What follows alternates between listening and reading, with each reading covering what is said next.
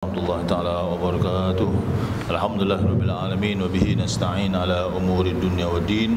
Wassalatu wassalamu ala sayidina Muhammadin wa ala alihi wa sahbihi ajma'in. Alhamdulillah, kita manjatkan syukur kepada Allah SWT pada tengah hari ini dan bersama-sama kita berada di Masjid Haji Muhammad Saleh untuk kita terus melakukan ibadah-ibadah yang digalakkan ataupun disuruh oleh Nabi Muhammad sallallahu alaihi wasallam.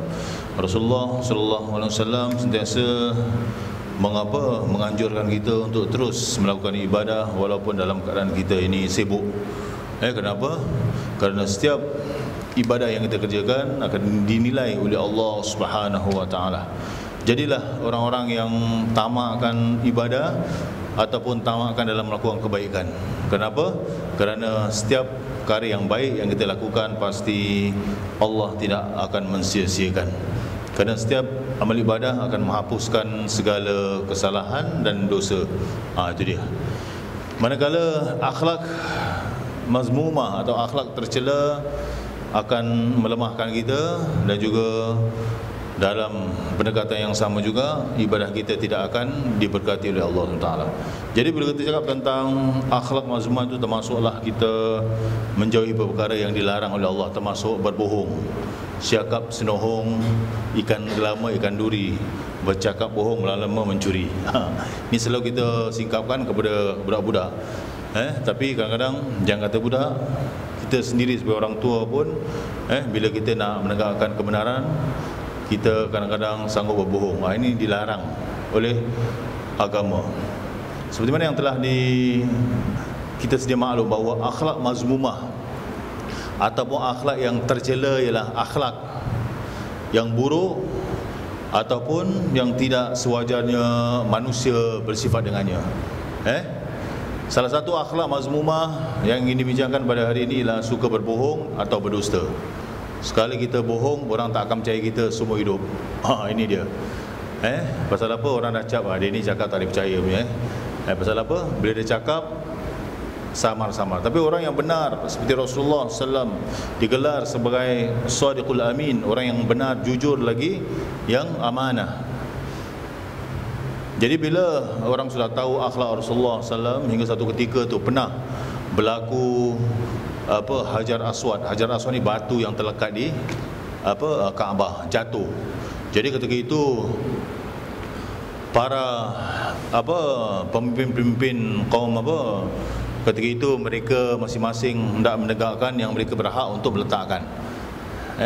Jadi mereka duduk sambil bincang.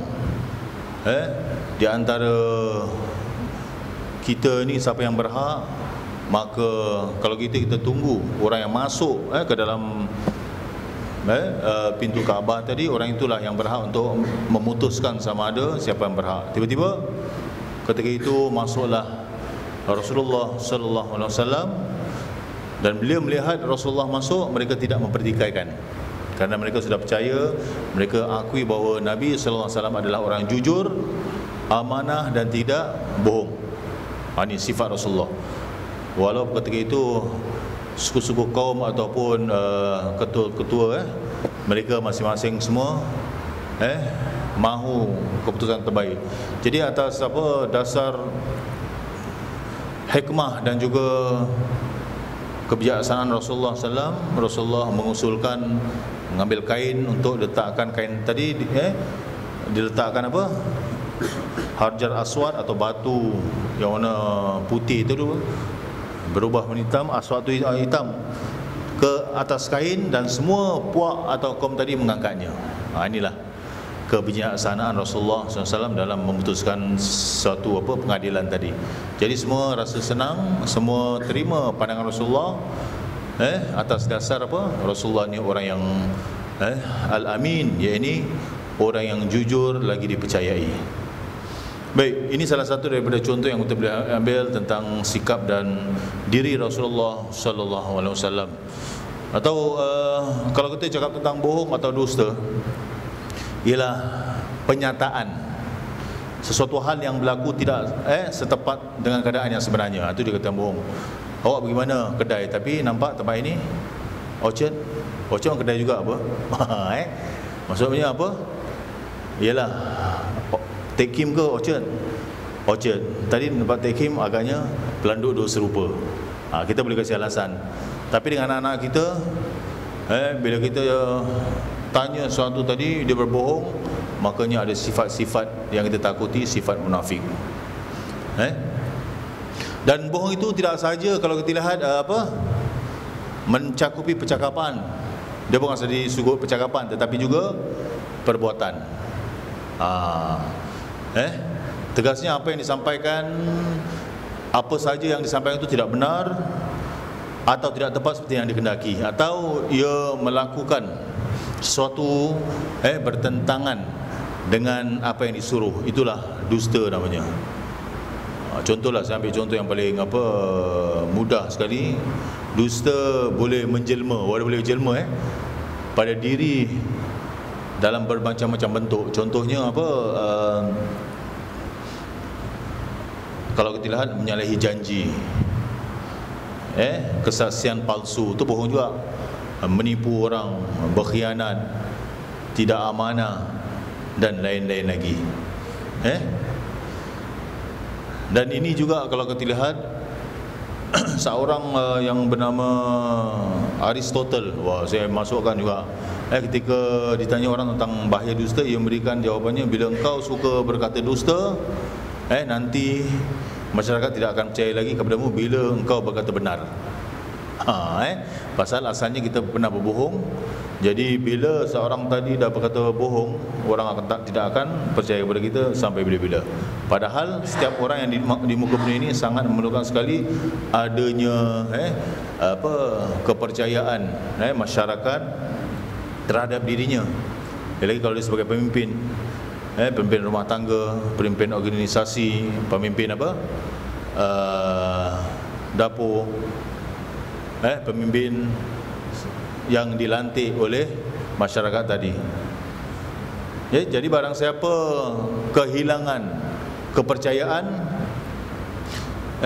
pada masyarakat atas dirinya tadi, berarti dia kehilangan satu kebaikan yang benar. Sekali langsung kalau kita lihat, janganlah kita bohong. Jadi kalau kita lihat, Rasulullah sallallahu alaihi wasallam pernah menyatakan dalam sebuah hadisnya, ayatul munafik salat, tanda-tanda orang munafik itu 3 perkara. Idza haddatha kadzaba, apabila dia bercakap bohong. Wa idza wa'ada akhlafa, apabila dia berjanji tidak tepati. Wa idza tumina khan, apabila dia diamanahkan dia khianati. Ini termaktub dalam hadis Rasulullah sallallahu alaihi wasallam. Jadi bila seorang tadi bohong tadi, kepercayaan kepada dia sudah menurun, dan dia kadang-kadang rasa dirinya tidak dihargai kerana dia sendiri yang melakukan kebohongan tadi. Janji pukul 9, datang pukul 10. Itu bohonglah. Itu dikatakan apa? Tidak tepati janji. Dan Rasulullah mengatakan itu juga termasuk tanda-tanda orang munafik. Tanda-tanda orang munafik. Dan apabila dia diamanahkan untuk suatu perkara, dia khianati pula. So simpan duit $50, dia belanja pula. Mana duitnya? Dah belanja. Tak amanah pula. Ataupun kadang-kadang disuruh simpan rahsia, dia tak simpan rahsia, dia sebarkan kepada sampai kepada CCTV, ataupun pada orang lain. Ini dia yang diterangkan oleh Rasulullah sallallahu alaihi wasallam. Dan bila kita cakap tentang menyalahi janji tadi, bila janji tak tepati, dapat terjadi pada 2 perkara atau jurusan.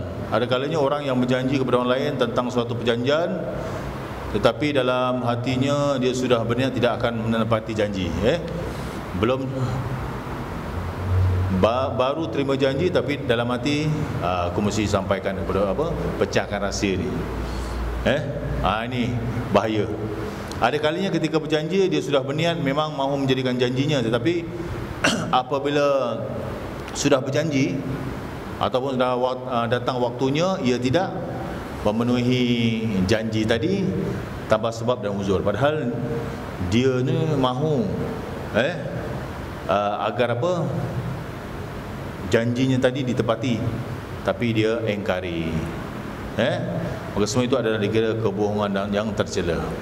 Lainlah kalau kita janji, saya janji berapa, pukul 10, tiba-tiba dia datang pukul 10.30. Asal jam, kau datuk jam pasal keluar lambat. Ni kadang-kadang pun satu masalah juga. Janji pukul 10, keluar rumah pukul 9.45. Macam nak tepat waktu? Jadi inilah kita sebut sebagai time management lah. Kita sebut dalam bahasa Inggerisnya time management, apa, masa yang itu yang telah ditetapkan. Tapi kalau ada perjanjian, okey, awak kerja pukul berapa, saya kerja 4 jam, pagi 2 jam, tengah hari 1 jam, malam 1 jam, jadi itu perjanjian tu boleh diambil kira lah. Jadi inilah perkara yang perlu kita jaga tentang bohong, apa lagi, tepati janji dan juga amanah. Demikianlah kalau tidak berbagai kejahatan yang boleh timbul dari bohong tadi dan yang disebut sebagai dusta tadi. Kerana apa? Kerana itulah Islam telah menyebut dusta itu sebagai kunci masuk neraka. Boleh sampai masuk neraka, na'udzubillah. Sebagaimana halnya benar atau jujur sebagai kunci untuk masuk ke dalam syurga.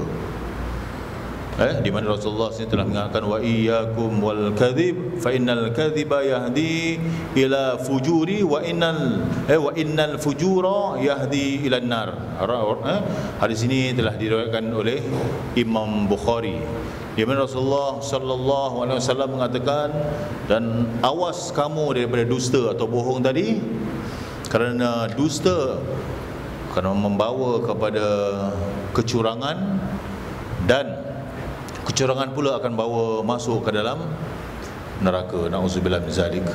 Ini adalah salah satu daripada tuntutan kita.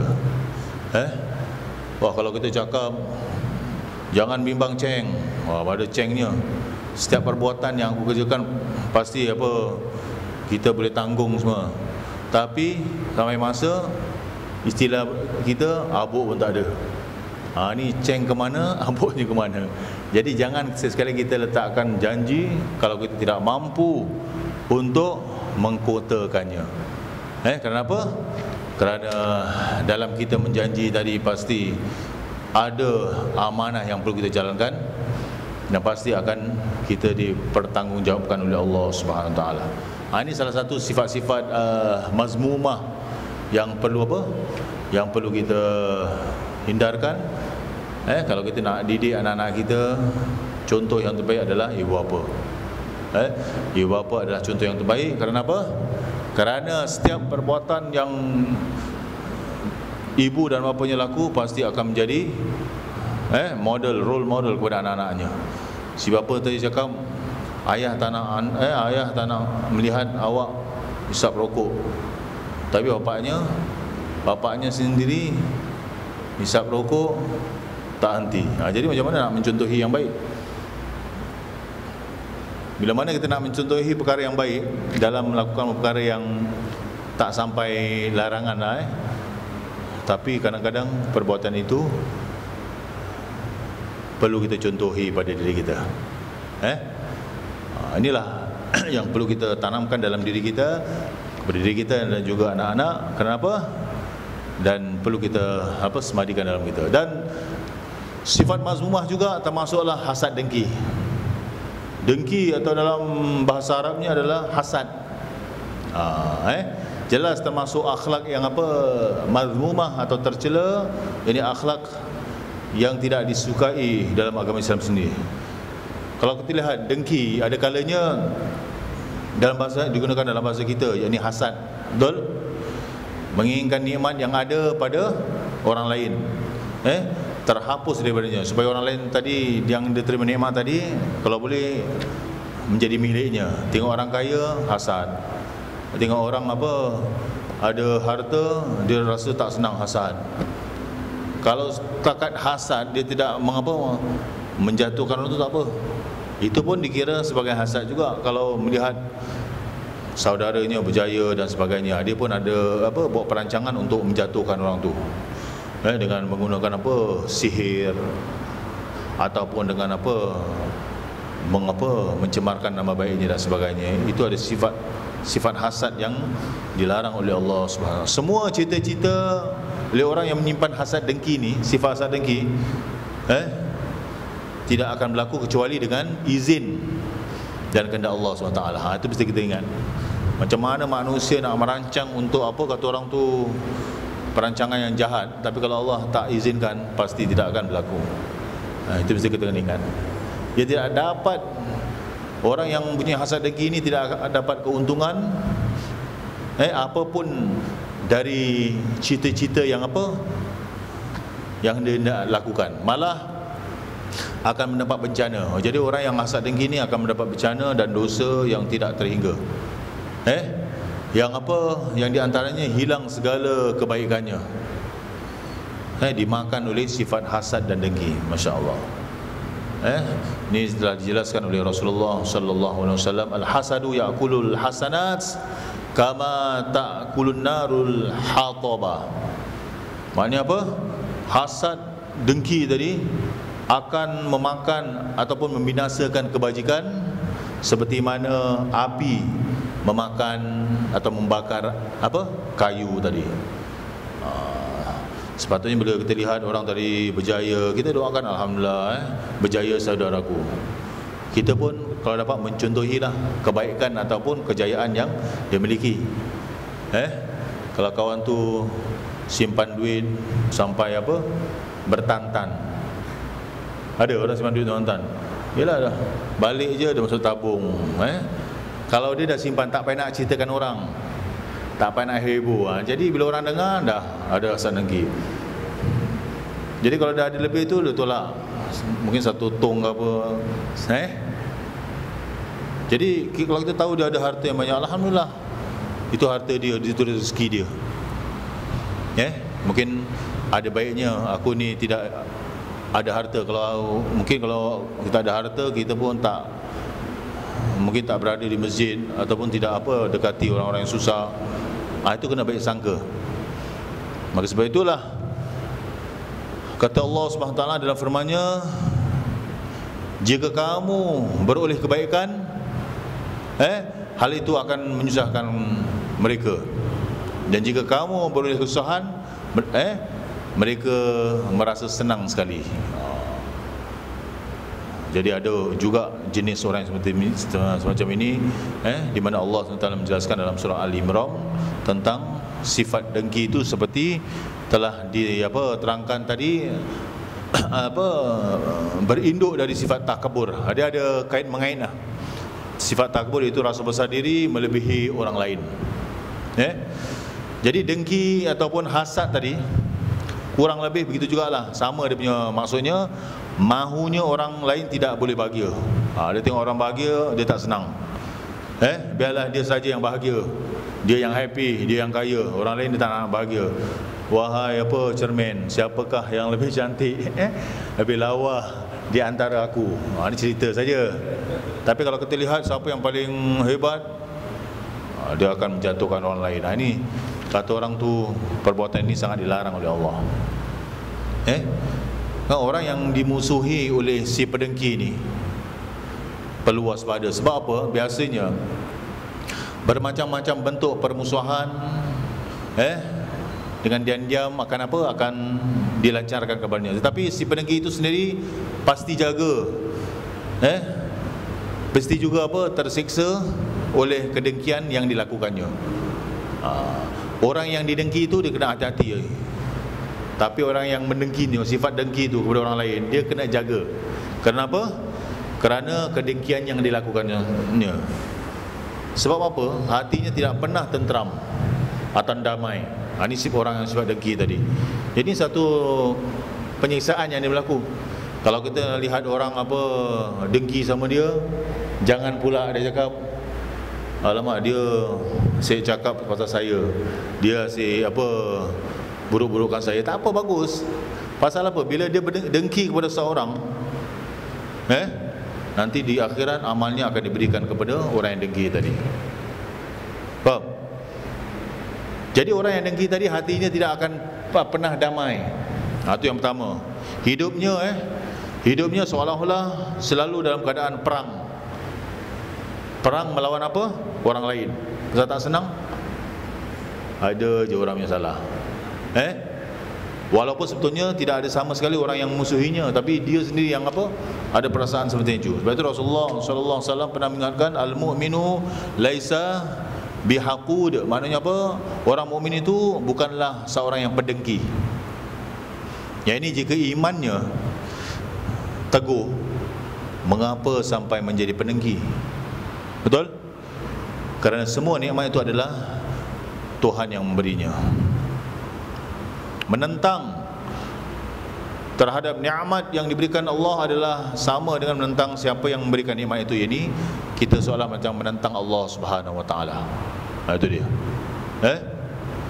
Apakah boleh kita menentang Allah Subhanahu Wa Taala? Mengapa tidak minta saja kepadanya, ini kepada Allah Taala? Kita minta kepada Allah daripada kita ada sifat dengki. Kerana semua nikmat itu dialah yang memberi. Jadi mengapa menentang Allah dalam pemberiannya? Walaupun dia kaya, tapi ini semua adalah kurniaan Allah Subhanahu Wa Taala. Al-hasadu al-hasudu, yakni orang yang dengki itu la yasud, tidak akan berjaya. Mudah-mudahan dalam tazkirah yang ringkas ini mengingatkan diri saya dan tuan-tuan sekalian untuk hilangkan sifat-sifat yang mazmumah ini. Kerana apa? Selain itu Rasulullah sallallahu alaihi wasallam juga menyebutkan bahawa tidak mengapa kalau ada orang yang iri hati terhadap kebahagiaan atau kejayaan orang lain. Itu dibolehkan. Lalu mengharapkan agar dia dapat menikmati kebahagiaan atau kekayaan yang serupa dengan memohon kepada Allah Ta'ala. Dia iri hati tapi dia tidak menjatuhkan orang itu. Mudah-mudahan aku juga seperti dia. Kenapa? Diberikan kekayaan dan juga diberikan kebahagiaan. Yang saya hidup ni, contohnya saya hidup tidak bahagia, saya hidup ni serba kekurangan. Itu dibolehkan. Nikmat semacam ini yang diberikan Allah kepada si fulan dan si fulan. Kerana apa? Hasad yang dibolehkan hanya dua perkara. Yang pertama hasad adalah kerana apa? Seorang yang dikurniakan oleh Allah SWT harta yang banyak, lalu ia menaburkan harta itu pada perkara yang hak dan benar, sehinggalah harta itu apa? Pupus, habis kerana dia menggunakan harta tadi untuk membantu orang, untuk menginfak. Dan iri hati yang apa dibolehkan oleh Islam ialah seorang yang dikurniakan Allah ilmu, lalu ia mengamalkan ilmu itu serta mengajarkannya pula kepada orang lain. Itu juga kita boleh iri hati, yang lain tak boleh. Mudah-mudahan mengingatkan diri saya dan juga tuan-tuan haji sekalian, marilah sama-sama kita menjadi insan yang apa? Bersyukur atas nikmatnya, dan jadilah hamba-hamba yang sentiasa memohon akan keselamatan dunia dan akhirat. Bismillahirrahmanirrahim. Subhanakallahumma wa bihamdika nasyhadu an la ilaha illa anta nastaghfiruka wa natubu ilaik. Wa sallallahu sallam ala sayidina Muhammad walhamdulillahirabbil alamin. Taqabbalallahu minna wa minkum.